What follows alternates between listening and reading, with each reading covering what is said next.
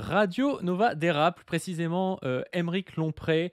Vous avez peut-être vu cet extrait d'un sketch d'Aymeric Lompré où il s'est retrouvé à faire de l'humour sur une sorte d'accent asiatique. Alors évidemment fantasmé parce que les Asiatiques parlent pas comme il parle. Et où il s'est retrouvé du coup à se faire afficher, notamment par des antiracistes, parce que son sketch avait des relents de racisme anti-asiatique. Les patrons des restaurants marseillais avec leur polo saumon là, tu sais, à Bandour, à Bandour.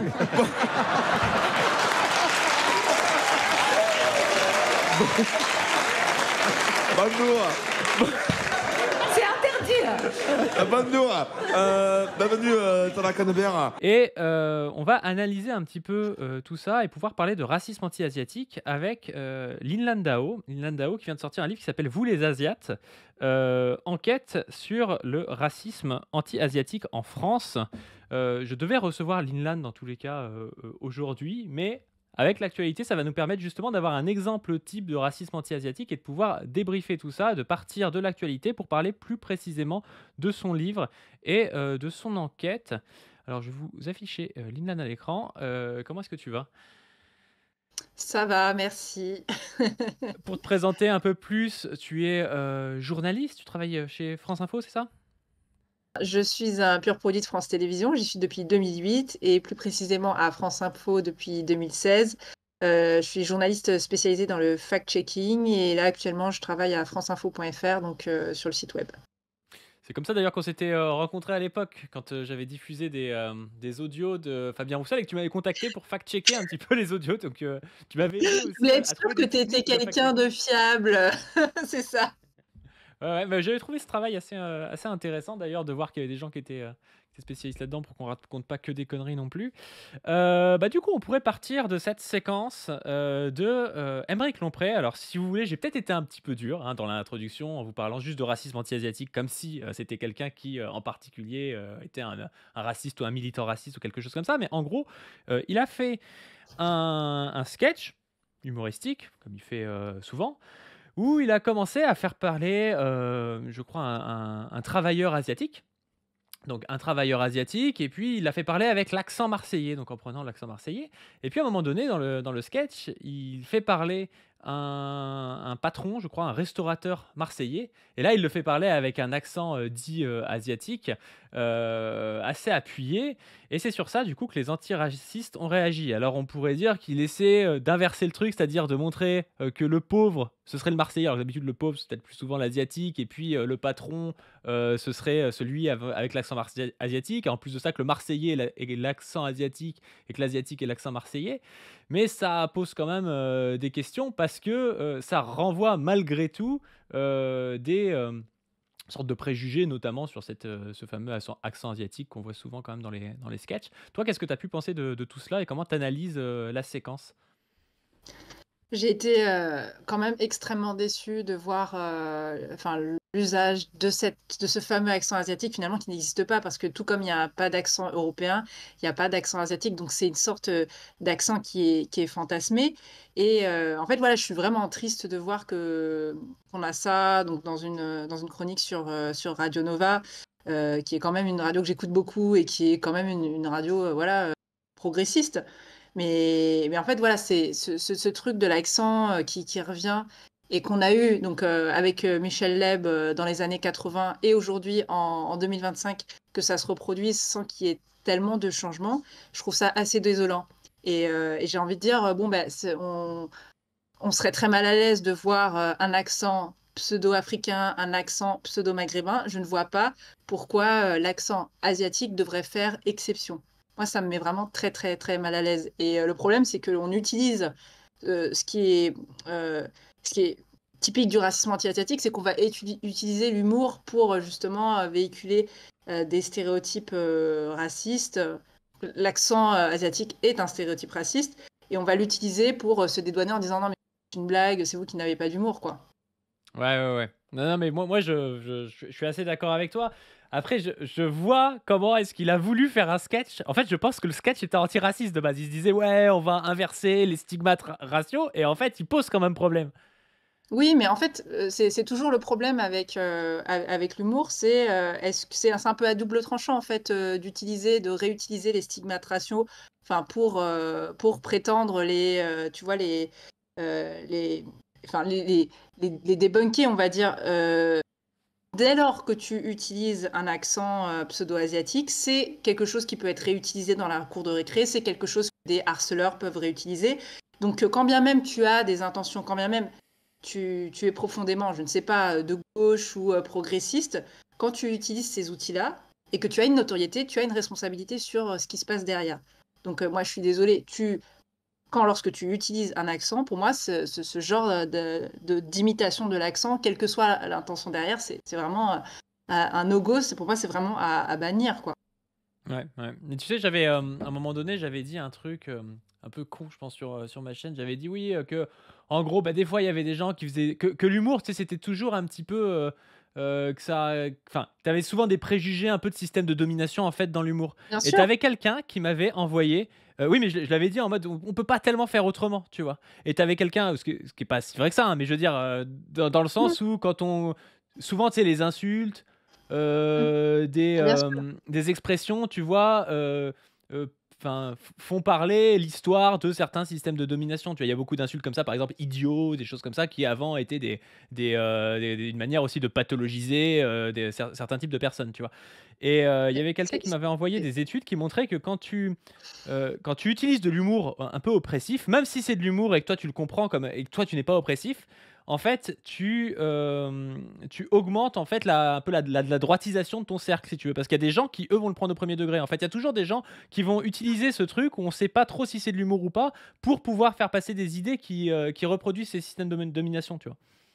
Et ben justement, dans mon livre, j'ai discuté avec un spécialiste, voilà, un docteur en psychologie, qui m'expliquait que lorsque tu as des personnes qui font des blagues racistes, ces personnes, elles sont plus à même finalement ou plutôt sexistes. Voilà, c'était sur les blagues sexistes. Quand tu fais des blagues sexistes, tu es plus à même d'avoir des biais sexistes. En fait, ce n'est pas juste de l'humour, c'est vraiment Oui. un mode de pensée. Derrière, faut pas penser que c'est juste anodin et de se dire non, mais c'est juste une personne qui a fait une blague. En fait, il y a un continuum. Ouais, C'est ça on que je veux m'avait dire. envoyé ce type d'études, justement. Ouais, Voilà, et ça renforce, et ça, et voilà. Utiliser ce genre de mots, ça peut renforcer le type de cliché. Et donc, je lui avais posé la question sur le sketch de Kev Adams et de Gad Elmaleh, et il m'a dit la raison pour laquelle ça fait Attends, enfin, juste, tu peux introduire le sketch, pour expliquer un petit peu ce oui, qui se passe dans le sketch pour que les gens comprennent, s'ils l'ont pas vu. bien sûr, pour un petit rappel sur le sketch. Donc, c'est vraiment le sketch, enfin, il est raciste au possible, où t'as les deux qui sont déguisés avec des tenues pseudo-traditionnelles. On a Gad Elmaleh qui est habillé en vieux maître chinois, enfin, on sait pas trop, il a une barbe, il est en blanc, machin. Il a l'air d'avoir un peu honte d'être sur scène, tandis que Kev Adams, il va vachement jouer le côté hyper raciste en faisant l'accent, en disant c'est une blague qui a du chien ou pas de sushi. Enfin, vraiment, il va y aller à Oh, fond le avec truc un de décor merde, un en peu plus. asiatique derrière.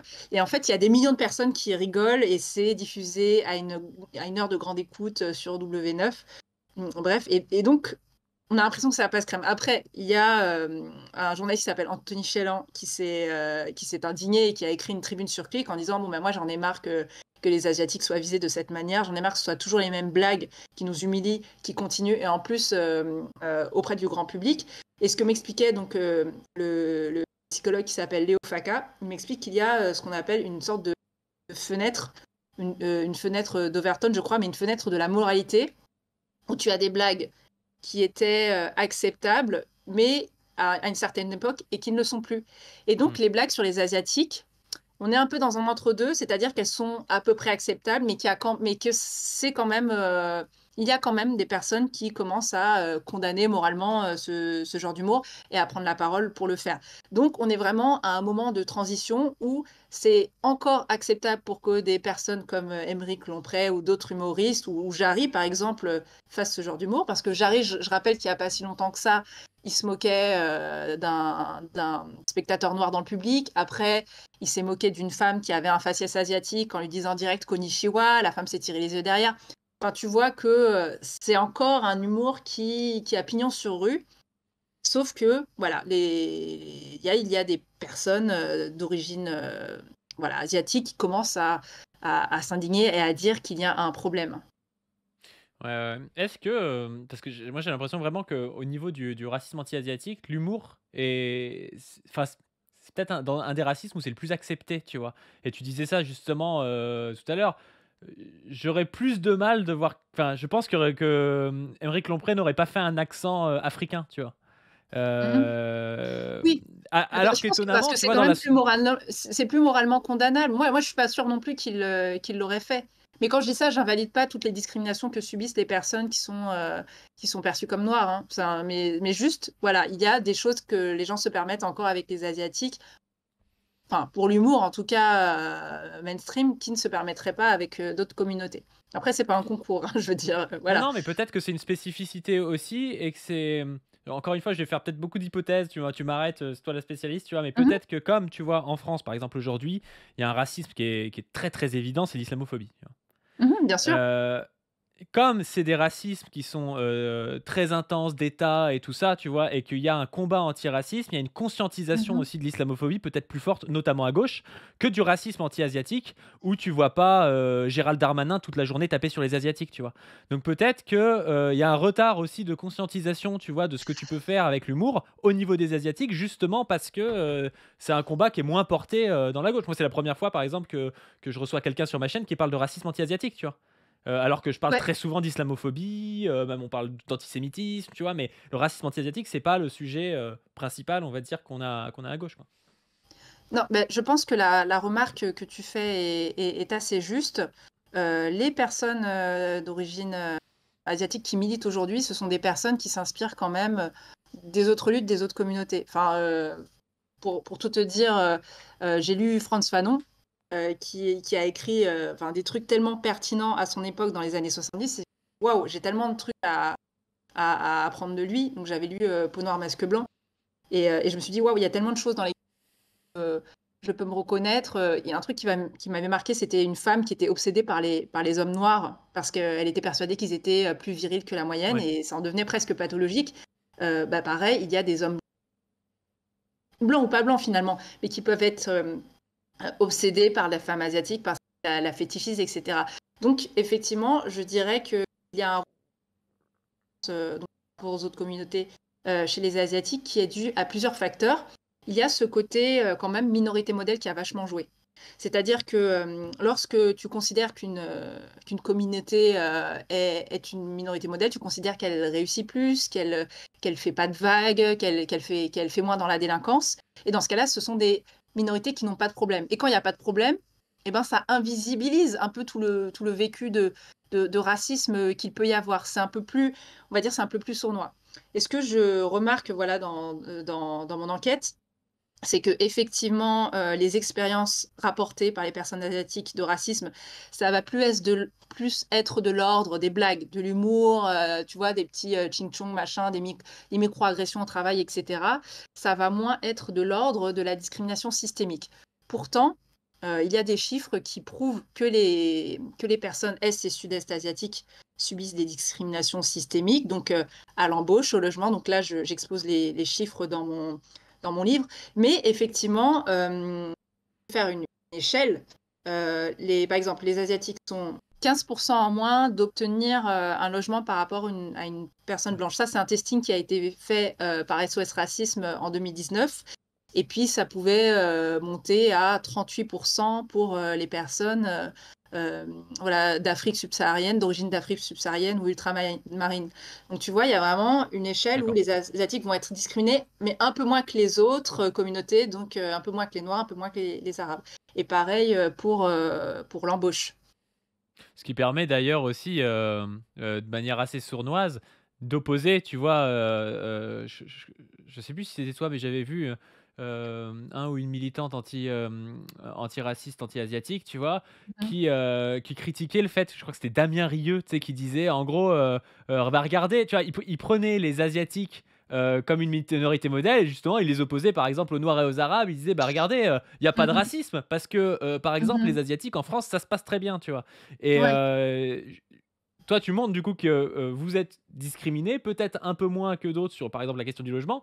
Mais Ouais, ce différentiel, il a un intérêt en fait pour les non racisés, pour les blancs, tu vois. C'est-à-dire que ça permet oui. tu sais, d'opposer un petit peu. C'est exactement ça. En fait, le mythe de la minorité modèle, c'est ni plus ni moins un outil. En fait, c'est bon, pour t'expliquer un peu l'historique de la minorité modèle, c'est quelque chose qui a été théorisé aux États-Unis. Et c'est les Japonais américains qui, à une époque, donc il y avait eu une campagne pour les réhabiliter parce qu'ils avaient été enfermés dans des camps pendant la Seconde Guerre mondiale. C'était vraiment les ennemis publics. Même des gens qui étaient nés aux États-Unis et d'origine japonaise, on les a enfermés. Bref, il fallait les réhabiliter. Et à ce moment-là, tout le cercle politico-médiatique a commencé à faire une campagne pour dire, regardez, ils sont patriotes, ils sont bien, vraiment, c'est une super minorité, regardez, ils bossent bien. Et à ce moment-là, on avait concomitante l'émergence des militants afro-américains, enfin des communautés afro-américaines qui commençaient à réclamer leurs droits.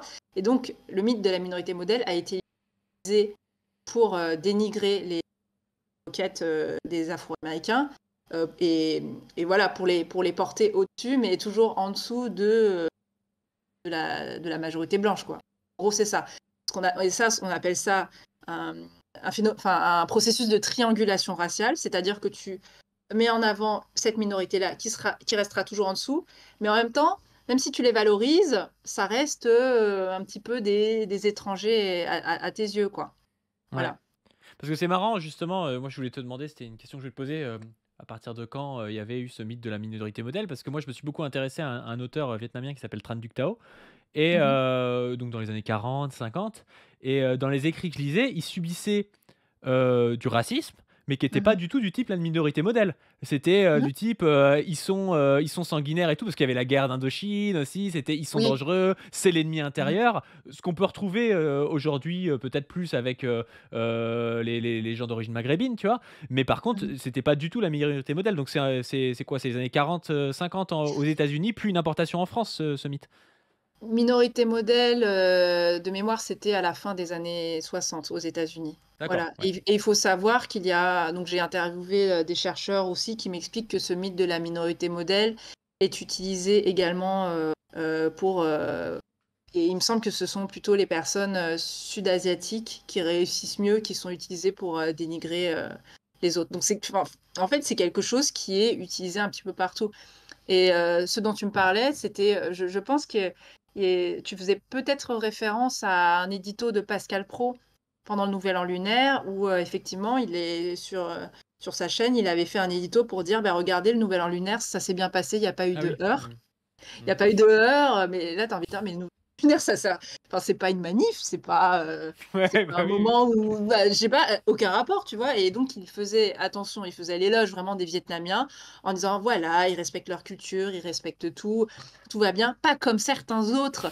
Et j'adore le pas comme certains autres parce que là, c'est le mythe de la minorité modèle, c'est ce qu'on appelle aussi un dog whistle. C'est une façon de faire passer un message raciste à des gens qui sont sensibles à ça sans vraiment le dire. Donc, de quelle autre minorité il parle? On sait très bien de quelles autres minorités il parle. Et en fait, ce que m'a dit une sociologue qui s'appelle Karine Mélin, hyper intéressante, qui a étudié les flux migratoires en France, notamment les flux sud-est asiatiques, c'est que les sud-est asiatiques, voilà, comme moi, mes parents, on a été très bien accueillis en France, c'est-à-dire tapis rouge, la gauche et la droite étaient d'accord, les gens ont été accueillis par les associations, ils ont eu des aides pour trouver du travail, etc. Donc super, top. Et c'était vu un peu comme ils avaient une légitimité de ouf, c'est-à-dire qu'ils galéraient pas du tout à obtenir de statut de réfugié et d'exilé. Mais la France, en même temps, au même moment, bah, quand il y avait des personnes qui venaient d'Afrique, ils étaient en mode non, non, non, voilà. Donc il y avait vraiment un élan de solidarité médiatique pour les gens qui fuyaient le régime communiste. Là, si on pouvait faire un parallèle, on a les Ukrainiens, par exemple, ont de la légitimité parce qu'ils fuient le régime de... Ouais, voilà, ils essaient de faire la guerre qui a été causée Oui, par la oui. Russie, Bah, c'est etc. comme la perspective de la guerre froide, ouais, c'est une néo-guerre Voilà, froide un peu, oui. oui, et en comparaison, bah, tu as des populations maghrébines qui sont venues en France pour travailler et qui étaient vues juste comme de la main-d'œuvre, donc pas forcément comme des êtres humains qui allaient rester pour toujours, et qui restent. Et du coup, l'approche n'est pas du tout la même. Et socialement, on est sur des trajectoires migratoires différentes. Parmi les personnes d'Asie du Sud-Est qui sont venues, on a quand même des gens qui avaient des moyens pour immigrer de très très loin, qui avaient un gros capital socioculturel dans le pays de départ, qui se sont déclassés en France. Mais tu ne peux pas comparer des gens, pour le dire simplement, qui ont plus de chances que d'autres. Parce que c'est trop facile de dire ah mais eux ils ont réussi parce qu'ils sont asiates. Enfin pour moi c'est totalement réducteur comme interprétation. Bien sûr, bien sûr, bien sûr. Moi, je voulais te poser une question par rapport au racisme anti-asiatique. Est-ce qu'il y a une unité dans tout ça? Ma question, notamment, elle vise en particulier le Japon. Le Japon, c'est un pays qui n'a quasiment jamais été, enfin, tu m'arrêtes peut-être, hein, mais qui n'a jamais été colonisé, selon Mhm. moi, sauf juste après la Seconde Guerre mondiale, à un moment donné, Mm. où il y avait les USA qui ont restructuré le pays. Mais le Japon, en Asie, c'est un pays qui a été, notamment très violent avec d'autres pays d'Asie. Oui. Est-ce que dans le racisme anti-asiatique, il y a une place particulière pour les Japonais? Est-ce que c'est pas ceux qui sont considérés justement comme étant un peu, l'élite, des pays asiatiques et des Asiatiques? Ou est-ce qu'au contraire, ils sont au final englobés dedans comme, tous les autres parce qu'on fait un amalgame, quoi?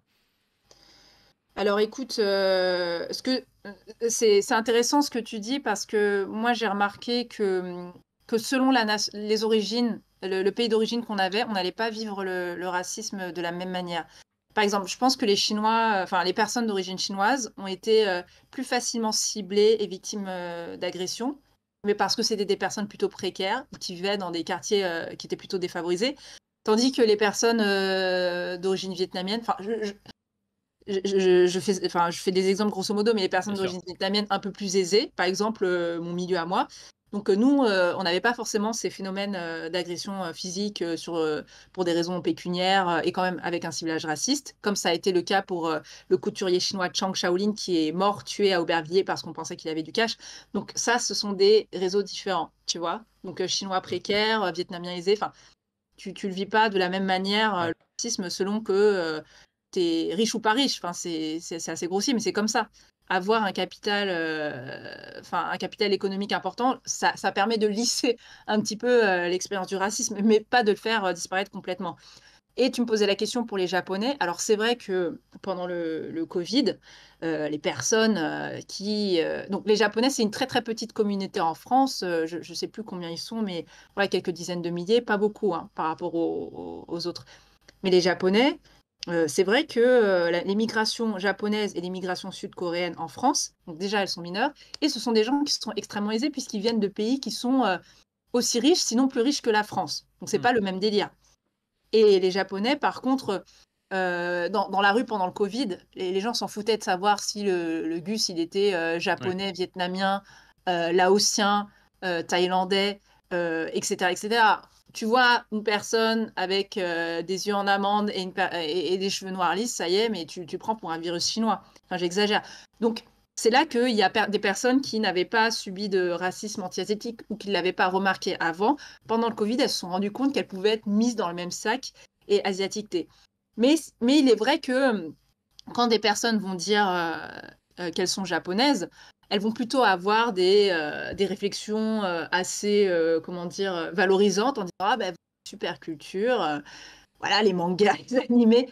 Le Japon et la Corée du Sud ont quand même un rayonnement culturel qui est assez fort, ce qui fait qu'il va y avoir au contraire une vision un petit peu favorable. Mais ça ne veut pas dire qu'il y a des trucs un peu bizarres qui se passent parce qu'on peut parler dans le cadre du Japon d'une sorte de fétichisation culturelle où tu Oui. vas avoir la personne qui a une obsession genre manga animé, ce qui est quand même réducteur quand tu vas au Japon et que tu vis la vie des Japonais, ça se résume pas forcément à ça. Donc il faut faire attention avec tout ce qui est consommation de la culture, ce qui n'est pas forcément une appréciation sincère de la population en question. Ouais, bien sûr, bien sûr. Tu parlais du Covid d'ailleurs, c'est un événement structurant, j'imagine, pour les Asiatiques, en France. On avait vu se déchaîner, vraiment un racisme primaire totalement, enfin totalement, enfin, c'est toujours Mm, mm. débile le racisme, mais là, c'était vraiment particulièrement débile. Qu'est-ce que pouvaient les gens, asiatiques en France d'une épidémie mondiale, dont on savait même pas vraiment l'origine en plus au départ parce qu'on Mm. suspectait, enfin voilà. Mhm, mm. Comment est-ce que ça a été, vécu tout ça? Il y a des analyses par rapport à ça? Il y a eu des travaux scientifiques? Tu es au courant de tout ça? Effectivement, dans les pays occidentaux, on a des études qui montrent qu'il y a eu, des multiplications d'agressions, des pics d'agression pendant l'année du covid envers les personnes, est et sud-est asiatiques. Donc ça, c'est vraiment pas un ressenti, c'est vraiment, quantifié et documenté. Donc, il y a eu plusieurs phénomènes, du type, agression physique et agression verbale, donc, sale virus chinois et cetera. Il y a eu des évitements, c'est-à-dire des gens qui tout d'un coup remettent leur masque, sont totalement flippés, voient arriver un Asiate dans le métro qui éternue et qui se mouche un peu, ils sont comme ça, à raser les murs. Ouais, c'est complètement ridicule, mais c'est hyper quand même, l'évitement, c'est pas génial, enfin, c'est discriminant. Il y a eu des tags, je me rappelle, en région parisienne, il y a un restaurant, qui a été tagué japonais, hein, rien à voir, qui a été tagué, coronavirus chinois. Il y a eu des appels à tabasser, des asiatiques sur X, et il y a eu un procès et des condamnations, des personnes qui avaient fait ces tweets-là en se disant: «Oh mais j'avais juste le seum du 2e confinement». Ouais, mais fais pas ça, quoi. Donc, en fait, je ne sais pas si c'est de l'ignorance ou si c'est justement la pandémie qui a permis d'utiliser les personnes asiatiques comme bouc émissaire. Voilà. Donc, je pense qu'il y a une partie quand même amalgame chinois. Il y a aussi une partie discours politique où on a quand même un Donald Trump qui a dit Kung Flu et Chinese virus à tout va, dans une sorte d'hostilité avec la Chine. Donc, voilà, les relations n'étaient pas très aimables à cette époque entre les deux. Et donc, les Chinois disaient non, mais c'est sûr que le virus, il vient des soldats américains. Les Américains qui disaient non, mais c'est sûr que ça vient de chez vous, etc. Donc, il y avait tout un enjeu géopolitique derrière. Voilà. Donc, c'est vraiment un phénomène mondial. Et effectivement, ça a été structurant dans le sens où, en fait, en France, par exemple, il y a beaucoup d'activistes qui se sont mobilisés, justement. Il y a eu un hashtag Je ne suis pas un virus en France pour, lutter contre le racisme anti-asiatique. C'est intéressant ce que tu dis parce qu'on voit que c'est sous-tendu, bon, on le sait nous parce qu'on connaît quand même un peu la thématique du racisme, mais que c'est pas un truc interpersonnel et tout, que c'est sous-tendu par des grandes dynamiques, notamment la confrontation entre la Chine et le Mm. bloc un peu atlantiste américain, et on pourrait avoir peur même de ce qui va se passer à l'avenir pour les Asiatiques, en France et Mm. aux États-Unis. Parce qu'aujourd'hui Donald Trump, ce qu'il nous explique, c'est que bon, on laisse un peu, enfin on laisse un peu de mou à Poutine, mais par contre que le vrai ennemi c'est la Chine, quoi. Et donc, Mm. c'est tout à fait possible qu'on ait un regain de discours comme ça, anti-asiatique. Mais c'est ça, il faut vraiment faire le lien entre racisme et géopolitique, parce que lorsqu'on se penche sur la genèse du péril jaune, donc c'est en 1895, on a un souverain qui parle de ce péril jaune, qui emploie ce terme pour la première fois et qui explique en gros que les pays européens doivent se mobiliser pour faire face à un ennemi qui est le Japon, force militaire, qui pourrait s'associer à la Chine, qui est une force numérique en nombre parce qu'ils sont nombreux. Et ils ont ce fantasme un peu que ces populations, ces hordes d'Asie vont venir envahir et remplacer les populations européennes. Donc ça, finalement, c'est un peu l'ancêtre du grand remplacement, cette histoire de péril jaune. Et au moment des Première et Seconde Guerres mondiales, donc ça s'est un peu atténué parce que l'Europe avait quand même d'autres chats à fouetter. Et puis après, ça revient sur le plan géopolitique pour des raisons économiques, puisque effectivement, en Asie, on a des puissances montantes qui commencent à produire en masse et à faire de la concurrence à l'Europe. Et là, on a quand même des discours un peu sioux, tu vois, dans les années 70-80, où on va dire que les Japonais sont des fourmis. Enfin, on a une première ministre, Edith Cresson, qui avait comparé les Japonais à des fourmis, en disant la France, c'est mieux, on bosse moins, le Japon, c'est l'horreur, etc. Enfin, et il y a vraiment une crainte liée à la concurrence des entreprises japonaises. Et aujourd'hui, je pense que la crainte, ça va être autour du capitalisme chinois, par exemple. Alors, je dis pas qu'il faut pas critiquer la Chine ou quoi que ce soit, mais c'est vrai que je suis aussi membre de l'AJAR, donc l'Association des journalistes antiracistes et racisés. Donc, nous, on va surveiller un petit peu le traitement médiatique pour voir s'il n'y a pas des formulations un peu louches et un peu racistes.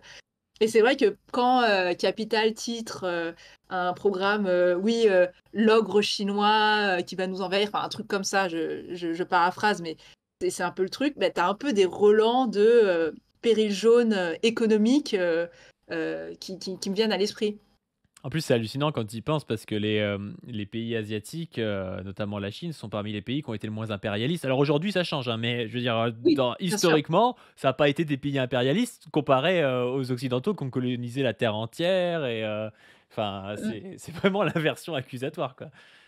Oui, oui, c'est sûr. Bah, ce que disait un historien que j'avais interviewé, il me faisait remarquer que bah, c'est cool quand les pays occidentaux ont colonisé et ont lancé leur révolution et ont vendu leurs produits. Ils étaient très contents, tu vois.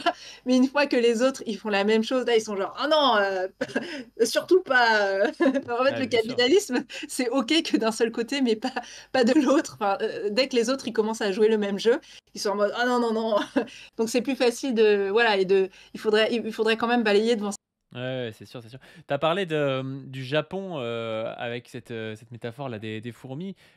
Aujourd'hui, le Japon, ça devient un peu, l'inverse. On entend beaucoup le Japon qui est mis en avant, tu vois, comme un exemple, notamment par la droite, notamment par Éric Zemmour qui a beaucoup dit, voilà, le Japon, eux, ils ont en gros une pureté raciale. Les gens, ils acceptent pas que quelqu'un, vienne, au Japon, et n'applique pas la tradition. Au Japon, on peut laisser son portefeuille dans un restaurant, on se le fera jamais voler, des trucs complètement aberrants. Enfin, c'est voilà. Ouais, Il y a une sorte d'inversion. Bah, alors spécifiquement par rapport au Japon, parce que la Chine, c'est pas du tout, il y a pas du tout le même non. discours, quoi. Mais Mm, mm. Ouais, j'ai l'impression que le Japon, c'est un peu faf compatible, quoi. Il y a vraiment une admiration. Il y a même enfin, des fachos dans leur discours, des mecs d'extrême droite, ils disent, ah non, mais vraiment, la femme japonaise, super, tradie, valeur sûre. Et tu te dis, what the fuck? Voilà, non, mais c'est vrai que. Alors, il se trouve que mon père, il habite au Japon depuis 1995, donc j'y vais souvent. Et c'est vrai que mon père m'a rapporté des trucs de ouf. Par exemple, il est rentré dans un taxi au Japon et le mec lui a dit t'as de quoi payer? Parce qu'il avait capté qu'il n'était pas japonais. Donc ah oui. voilà, moi ça m'étonnerait pas qu'il y ait effectivement pas mal de xénophobie au Japon, effectivement. Mais n'étant pas spécialiste de la société japonaise, je pourrais pas vraiment m'avancer. Ouais, ouais.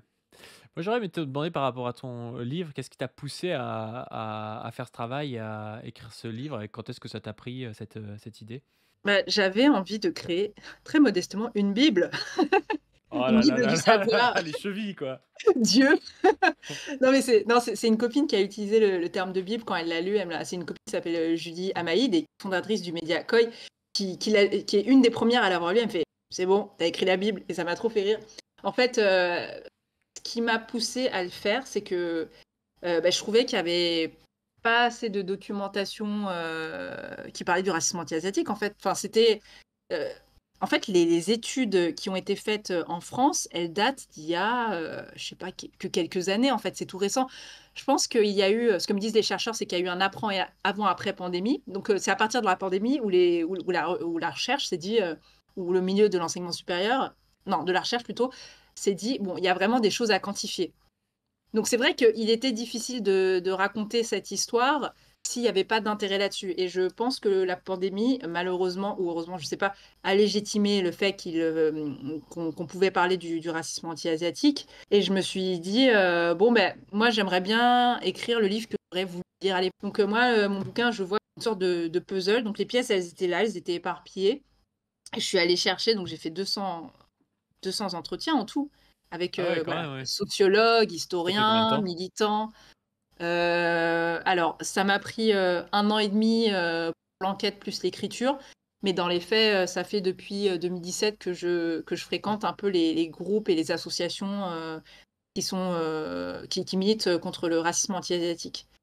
Donc, voilà, j'ai voulu le quantifier parce que je me suis dit, on peut pas juste rester sur du ressenti, on peut pas juste rester sur Mm. mais je dis pas que c'est pas important le ressenti, mais juste dire ouais, le mec il m'a dit Nihao dans la rue, Ching Chong, ben, ça va un moment, mais il faut passer à autre chose. Et Ça, là, c'est ce le qui est intéressant, fact-checking, ça. ouais, non, mais T'as carrément, carrément, non, mais fact-checké c'est vrai. l'antiracisme, le racisme anti-asiatique. Non, mais c'est clair. Ouais, non, mais moi, en fait, il y a des personnes qui me disent ouais, mais tu fais dans l'idéologie. Bah non, justement, enfin, moi je suis partie d'un terrain vierge où j'avais aucune preuve ni rien du tout, ni quoi que ce soit à part du ressenti. Eh bien, il fallait que j'aille voir. Voilà, j'ai fait du fact-checking, comme tu dis, je suis allée voir les études, les chiffres, les spécialistes. Et ce sont des sociologues qui m'ont dit non, non, non, ou, c'est pas une invention, hein, c'est pas juste un ressenti, c'est quelque chose qui est chiffré, quantifié. Les discriminations à l'embauche au logement, c'est quelque chose, oui, qui se mesure en France, il n'y a pas de souci. Donc, ouais, je voulais vraiment compiler plein d'informations à destination des personnes qui militent, évidemment, pour qu'elles aient quand même une base factuelle quand elles parlent, et à destination des alliés, entre guillemets, pour faire un petit peu avancer les choses. Quand je pense aux alliés, je sais pas, ça peut être, tu vois, des parents d'enfants adoptés qui savent pas trop comment faire. Ils ont des enfants asiatiques et ils aimeraient savoir comment les accompagner et les aider quand les enfants sont victimes de harcèlement, tu vois. Donc moi, ce que je vais dire, par exemple, c'est essayer justement de reconnaître parce que ce harcèlement, parce qu'il y a des parents qui disent non, mais c'est rien. Tu vois, ils minimisent le vécu de l'enfant. Ils disent mais non, mais nous, on voit pas les couleurs, il n'y a pas de problème. Ouais, mais tu vois pas les couleurs, c'est surtout que tu vois pas le racisme dont est victime ton enfant. Donc à un moment, il faut qu'il y ait une prise de conscience, il faut s'éduquer, parce que l'antiracisme, c'est pas que de l'ignorance. Le racisme, c'est un système d'oppression. Tout comme le patriarcat opprime les femmes, eh bien, le racisme opprime les racisés. Donc, faire un boulot d'allié, quand on est, par exemple, une personne blanche, c'est s'éduquer, ôter la charge mentale à l'autre et faire nécessaire, mais pas rester du racisme moral, genre il y a les méchants et les gentils, il y a les gens qui sont bêtes et qui sont pas bêtes. En fait, faut pas juste rester sur l'intention de dire ah ben cette personne, mais je la connais bien, franchement elle est gentille, elle est pas. On a tous des biais racistes, on a tous des biais sexistes. Moi, j'étais super, j'étais sexiste. Je pensais qu'une fille ne pouvait pas être belle et intelligente à la fois. Je pensais qu'il fallait qu'elle choisisse, tu vois. Je me dis, mais c'est quoi cette pintade et tout. Mais vraiment, j'étais horrible. Ou quand les filles, elles étaient habillées un peu olé olé, j'étais genre, ouais, ça doit trop être une fille horrible. Mais heureusement, je me suis déconstruite. Et c'est pareil, j'ai eu des biais racistes auparavant. Enfin, il faut faire quand même preuve d'humilité parce que moi, par exemple, j'avais une vision tellement limitée des banlieues que je me suis dit, oui, alors peut-être que si on envoie l'armée dans les banlieues, ça réglerait les choses. Mais n'importe quoi. N'importe quoi. Mais si j'ai pensé ça, c'est parce que quelque part, moi, ça allait Juste, dans on ce t'a pas sens. entendu. Recule un peu, s'il te plaît, Nilan. On t'a pas entendu sur les Pardon. banlieues. Ah, peut-être que j'ai pas envie de répéter ce que Ouais, j'ai parce que dit. tu dis des Peut-être que ça dingueries et tout, on m'arrange. les entend pas, Peut-être nous, que on est là, j'allais putain. peut-être que j'allais me mettre dans la sauce. Non, non. En fait, quand j'étais plus jeune, j'ai eu des pensées telles que ah oui, et si on envoyait l'armée dans les banlieues, on pourrait résoudre les choses. Ce qui est complètement débile de dire ça. Les banlieues, c'est un problème social. C'est pas en envoyant l'armée que tu règles les problèmes. Enfin, tu vois, enfin, c'est en mettant de l'argent dans l'associatif, c'est en faisant des logements décents. Enfin, voilà. Mais non, mais c'est vrai, il faut reconnaître Oui, oui, ces. oui, il y a quelqu'un dans le chat qui a dit peut-être que c'était mieux de ne pas répéter MDR. Non, mais voilà, non, Mais mais non, moi mais je suis je vois ce que contre. tu veux dire, oui, bien sûr. Attention, moi je suis contre la pureté militante. Tu vois, les gens qui disent, qui sont genre, qui donnent des méga leçons, genre, moi je suis progressiste, toi t'as rien compris. Non, je suis désolée, tout le monde peut se déconstruire. Moi, enfin, je veux dire, moi je pourrais toujours être une meilleure alliée. Il y a plein de trucs sur lesquels il faut que je bosse.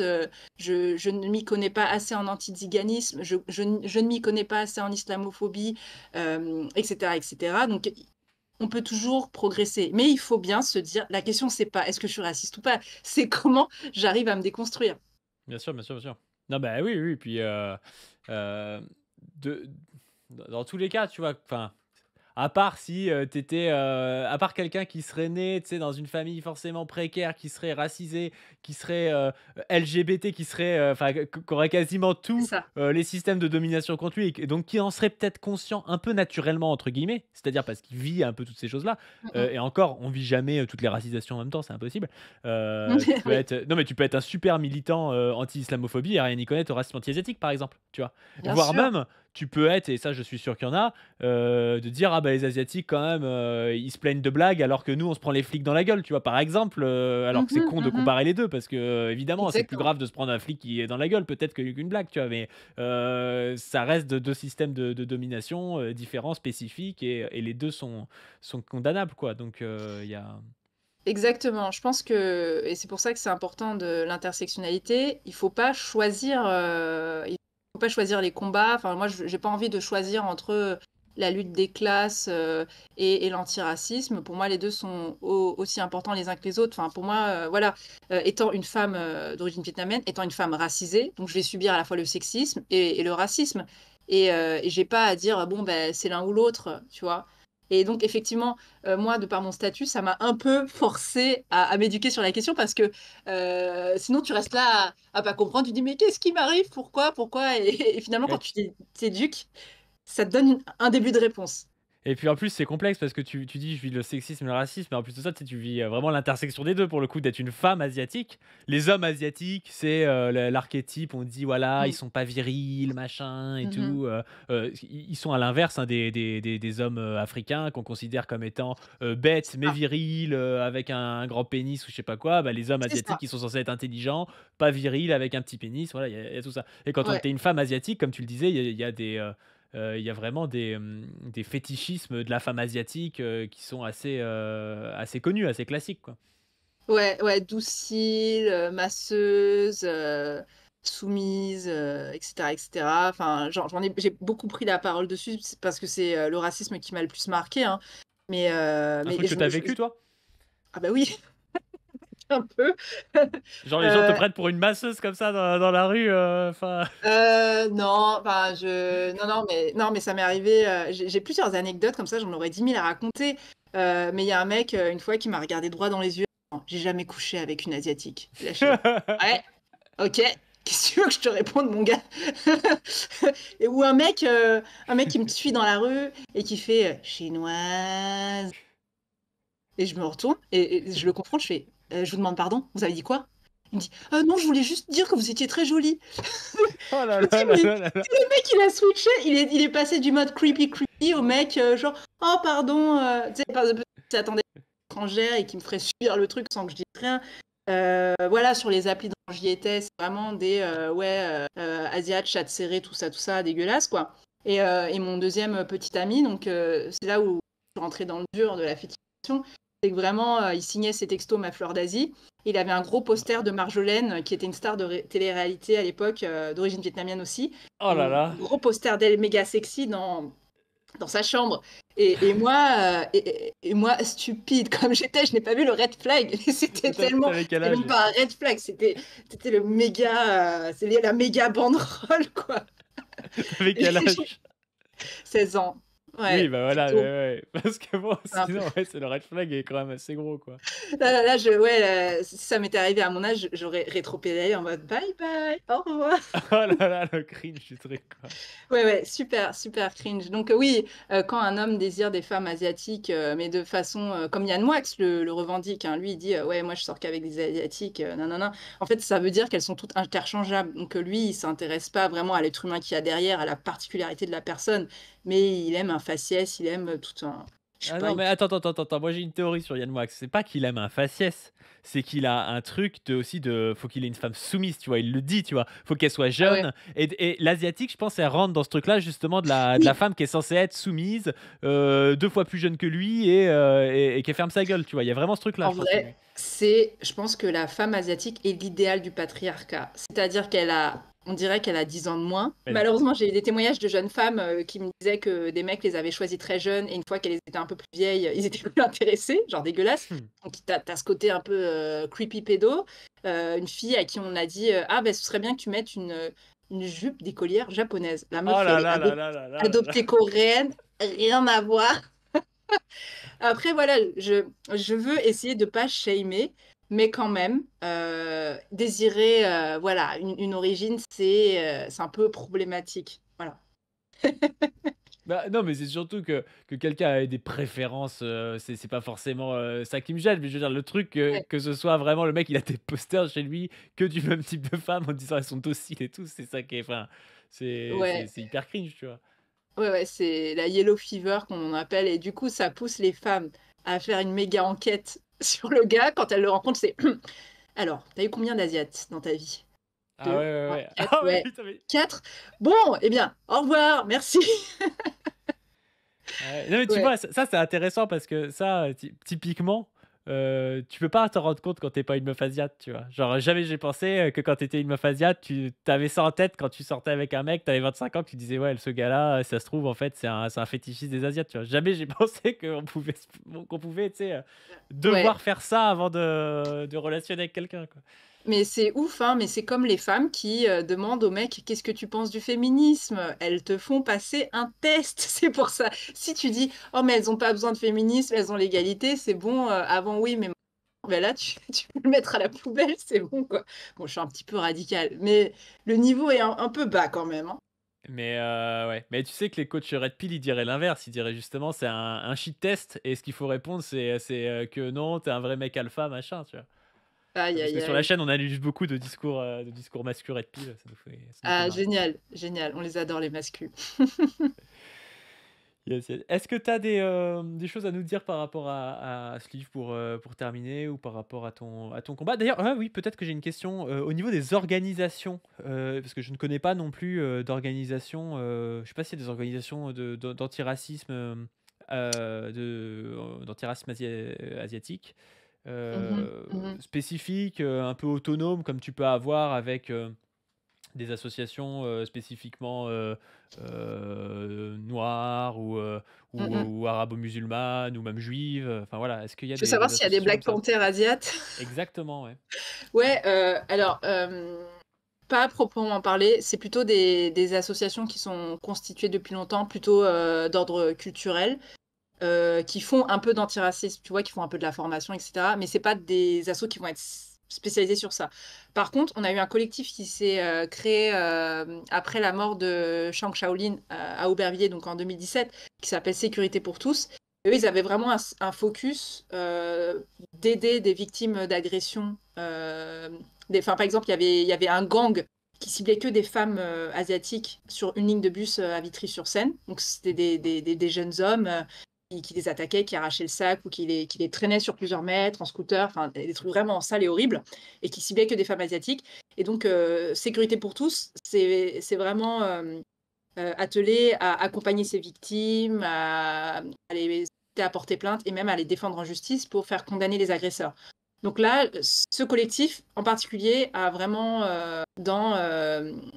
pour aider, enfin, pour aider, la justice à reconnaître, ce critère-là. Parce qu'avant, ils prenaient pas ça au sérieux, ils disaient: «Ouais, mais c'est juste des vols pour des raisons, pécuniaires, ça a rien à voir avec le racisme». Mais quand tu as quand même le voleur qui dit: «Bah oui, oui, j'étais spécialisé, dans le chinois, moi mon rite de passage pour rentrer dans le gang, c'est se faire un chinois», tu peux pas laisser passer ça. Mmh. Donc il y a eu ce collectif-là, mais sinon, on a plutôt des collectifs, je pense à, Asiatitude, par exemple, qui vont quand même, monter, une plateforme antiraciste, mais qui à la base, c'est plutôt, des podcasts pour parler des cultures asiatiques et des communautés asiatiques. On a, Bang Me, qui est voilà, une association culturelle qui fait des événements autour des communautés asiatiques. Ouais. Ça s'écrit comment? Heu Banh Mi, donc banh mi, ça veut dire, c'est un sandwich vietnamien, Oui, je connais. dérivé du mot français pain de mie. C'est drôle, hein? Pain Ah! de Je mie, savais banh pas. mi. Ouais, ouais, c'est voilà, OK. c'est comme, café en vietnamien, on dit café. Donc il y a plein de trucs hérités de l'époque coloniale. Merci. Donc BANH point MI. Et on a aussi, l'AJCF qui a fait un gros boulot, donc l'Association des jeunes chinois de France, qui a été, aussi assez active sur ces questions-là, au moment de Zhang Shaolin, au moment de la mort de Liu Xiaoyou aussi, qui est un père de famille qui a été tué par la BAC dans le 19e. Ça, il me semble que c'était en 2009.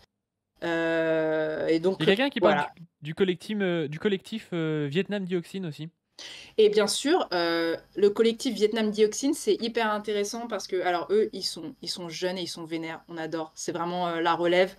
Eux, ils accompagnent, donc eux, ils sont dans l'écologie décoloniale, c'est vraiment très niche.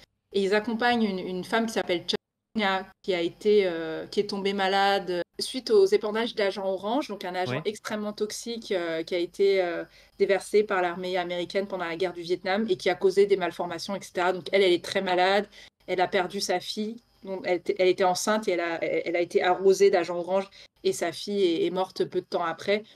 Et elle a attaqué, justement, Monsanto pour obtenir justice, sachant que Monsanto avait dédommagé des vétérans américains qui étaient tombés malades eux aussi à cause de l'agent orange, tu vois? Donc pourquoi D'accord. on dédommage des vétérans américains et pourquoi on laisse tomber des millions de Vietnamiens qui ont des malformations cardiaques, qui sont complètement difformes à cause de ce produit. Donc ça, c'est un combat qui est à la fois écologique et anticapitaliste aussi parce qu'on est face à des multinationales.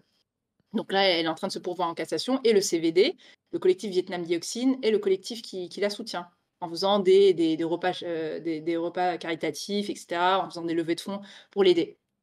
D'accord. D'accord, d'accord, d'accord. Et ben, allez suivre tout ça. Ah, et Est-ce j'oubliais /Asian, c'est un média asio-féministe. D'accord. Voilà. Ok, ok. Et ben, vas-y, je te demanderai si tu veux si t'as les pages, si tu veux, comme ça, je les mettrai en description de la vidéo pour que les gens puissent Ouais. aller suivre tout ça. Et pardon, Euh, je suis désolée, je t'en cite un dernier parce que c'est assez Il n'y a pas important, de mais problème.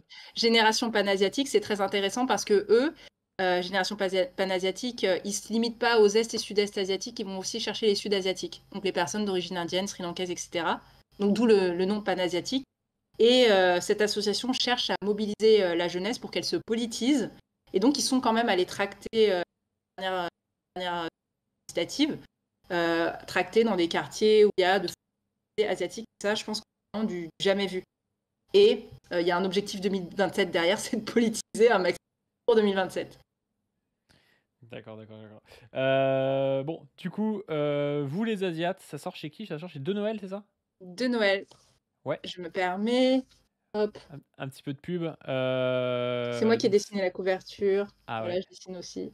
Enquête sur le racisme anti-asiatique en France par Lin Landau. Bah, merci beaucoup en tout cas pour toutes tes analyses et pour l'interview. Et puis, Merci bah, je te beaucoup. dirai s'il y a des actualités, peut-être, si tu as envie de revenir nous analyser certaines actualités au sujet du racisme anti-asiatique. Je sais pas quoi te, je sais pas quoi te dire. Acheter le livre de Lin Lan et puis on te remercie. Merci à toi. À une prochaine. Ouais, merci beaucoup. Sur ce, n'hésitez pas à vous abonner à cette chaîne et à la chaîne principale. N'hésitez pas non plus à donner sur le Tipeee. N'hésitez pas à vous abonner à Position Revue, à Zoé, docteur-du-bas, Zoé-du-bas-YT. J'ai mis 2 fois tiré. Et sur ce,